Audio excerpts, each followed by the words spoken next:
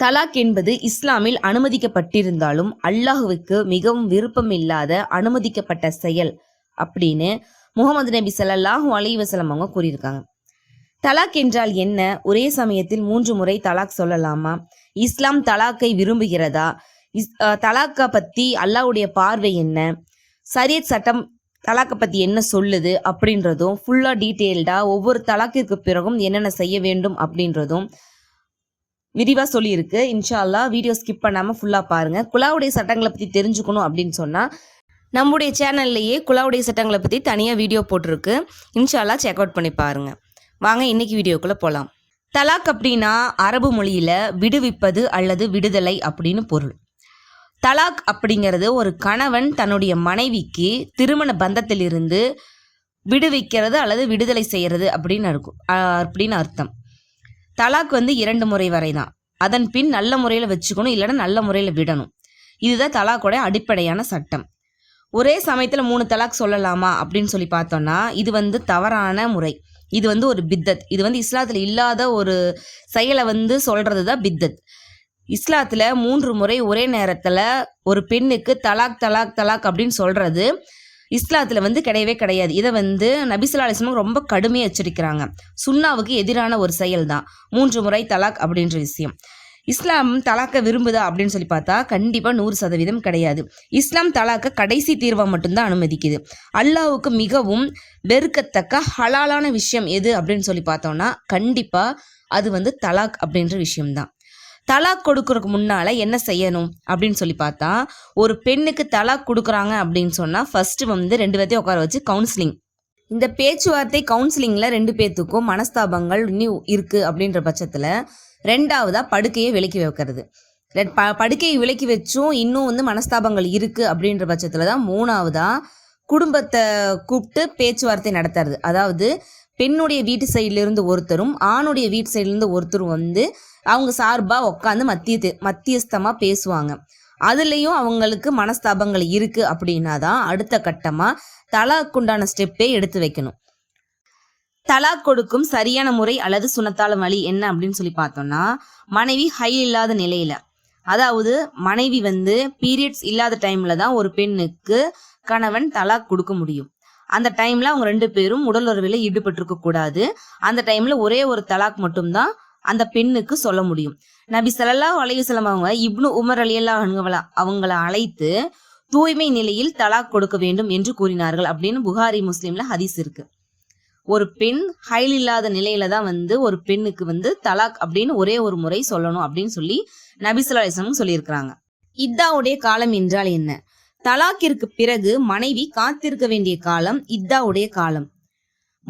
மாதவிடாய் வரும் பெண்கள் 3 ஹைல், அதாவது 3 பீரியட்ஸ் ஆகிற வரைக்கும் 2வது முறையா அந்த பெண்ணுக்கு தலாக் சொல்ல முடியாது. 2வது தலாக் 3 பீரியட் ஆனதுக்கு அப்புறம் தான், பீரியட் டைம் முடிஞ்சதுக்கு அப்புறம் தான் அந்த பெண்ணுக்கு 2வது தலாக் சொல்ல முடியும். அதே மாதவிடாய் இல்லாத பெண்களுக்கு 3 மாத காலம் அப்படின்னு ஒரு வரமுறை இருக்கு. அதே கர்ப்பிணிகளா இருக்கிறாங்க அப்படின்ற பட்சத்துல குழந்தை பிறக்கிற வரைக்கும் அவங்களுக்கு 2வது தலாக் சொல்ல முடியாது. இத்தாவுடைய காலத்துல மனைவி இருக்கும்போது அவங்கள பார்த்துக்கூடிய கடமை கணவனை சார்ந்தது. அவங்களுக்கு வீடு கொடுக்கணும், உணவு உடைகள் கொடுக்கணும், மரியாதையா நடத்தணும். அவர்களை உங்கள் வீடுகளிலிருந்து வெளியேற்றாதீர்கள் அப்படின்னு குரான்ல ஹதீஸ் இருக்கு. அதனால ஒரு பெண்ணை கண்ணியப்படுத்துறது அவளோட கணவன் மீது கடமை. தலாக்கோட முக்கிய நோக்கம் என்ன அப்படின்னு பார்த்தோம்னா மன வாழ்க்கை அப்படின்றது 2 பேத்துக்குமே சந்தோஷமா இருக்கணும் அப்படின்றதுக்காகத்தான் அமைக்கக்கூடிய ஒரு விஷயம். அந்த மன வாழ்க்கையில துன்பமும் கவலையும் கஷ்டமும் மனக்கசப்பும் சேர்ந்து இறுக்கமான ஒரு மனநிலைமை 2 பேத்துக்குமே இருக்கு. மன கஷ்டங்களோட இதுக்கு மேல அந்த ரிலேஷன்ஷிப்பை தொடரவே முடியாது அப்படின்ற பட்சத்துல தான் தலாக் அப்படின்ற ஒரு கான்செப்டவே இஸ்லாம் கொண்டு வருது உள்ள. இதனால 2 பேருக்குமே புதிய வாழ்க்கை அமைக்கக்கூடிய ஒரு வாய்ப்பு இருக்கு.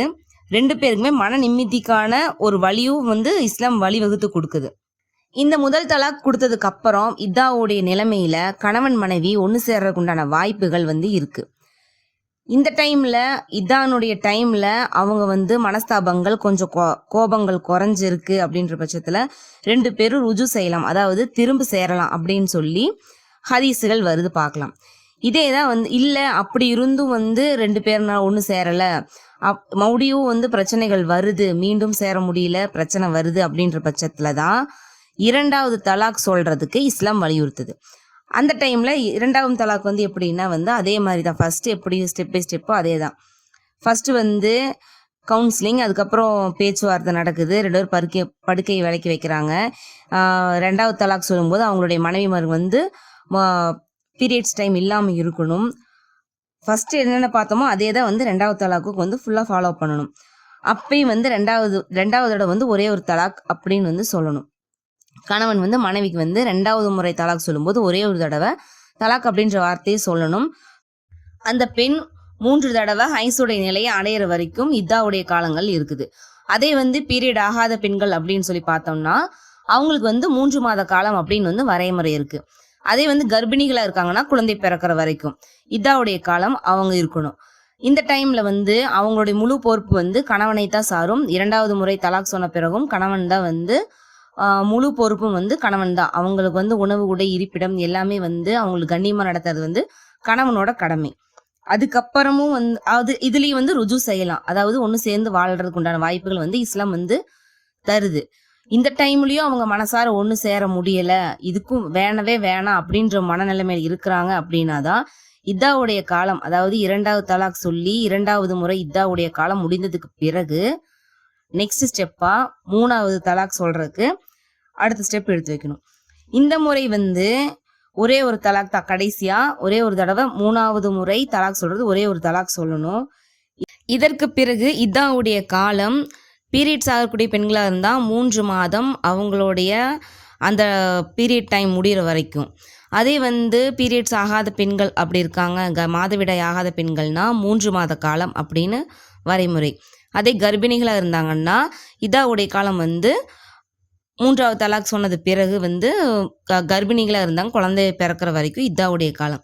இந்த டைமில் கணவன்மார்கள் வந்து மனைவிக்கு வந்து இதா காலங்களில் செலவு செய்யணுமான்னு கேட்டால் தேவையில்லை. ஏன்னா இதோட அவங்களோட திருமண வாழ்க்கை முடியுது. மறுபடியும் திரும்ப சேர்றதுக்குண்டான வாய்ப்புகள் இல்லை. இனி அவங்க வேற இவங்க வேற அப்படின்ற ஆயிரும்.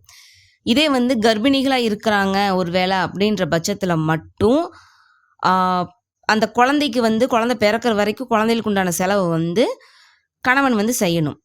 தெளிவாக சொல்லணும்னு சொன்னால் முதல் தலாக் சொன்னதுக்கு அப்புறம் செலவு செய்யணுமா அப்படின்னு கேட்டால் ஆம், செலவு செய்யணும், வீடு வாசல் கொடுக்கணும், பொறுப்புகள் வந்து கணவனுக்கு இருக்குது, சேர்றக்குண்டான வாய்ப்புகளும் இருக்குது.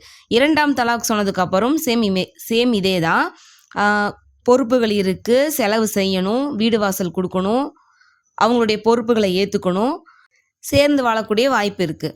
அதுவே 3வது தலாக் கொடுத்ததுக்கு அப்புறமா பொறுப்புகள் இல்லை, வீடு வாசல் கொடுக்கணுன்ற அவசியம் இல்லை, கட்டாயம் இல்லை. இனிமேல் அவங்க 2 பேரும் தனித்தனி அப்படின்னு ஆயிடுச்சு. இனி அவங்க வேற இவங்க வேற அப்படின்ற மாதிரி 3வது தலாக்கு அப்புறம் 2 பேரும் தனித்தனி வாழ்க்கை. 2 பேருமே வந்து திருமணம் செய்யறதுக்கு இஸ்லாத்தில் அனுமதி உண்டு. அதே வந்து மனைவி வந்து கர்ப்பமாக இருக்கிறாங்க, 3வது தலாக் சொல்கிற டைமில் மனைவி வந்து கர்ப்பமாக இருக்கிறாங்க அப்படின்ற பட்சத்தில் மட்டும் குழந்தை பிறக்கிற வரைக்கும் அந்த குழந்தைக்கு உண்டான செலவு வந்து கணவன் வந்து செய்யணும் அப்படின்னு இஸ்லாம் வலியுறுத்துது. சுருக்கமாக தலாக்கை பற்றி சொல்லணும் அப்படின்னா ஒரு பெண்ணுக்கு காரணம் இல்லாமல் தலாக் கொடுக்கறது தப்பு. தலாக் அவசியமாக இருக்கும்போது மட்டும் அந்த சட்டத்தை வந்து கையில் எடுக்கணும்.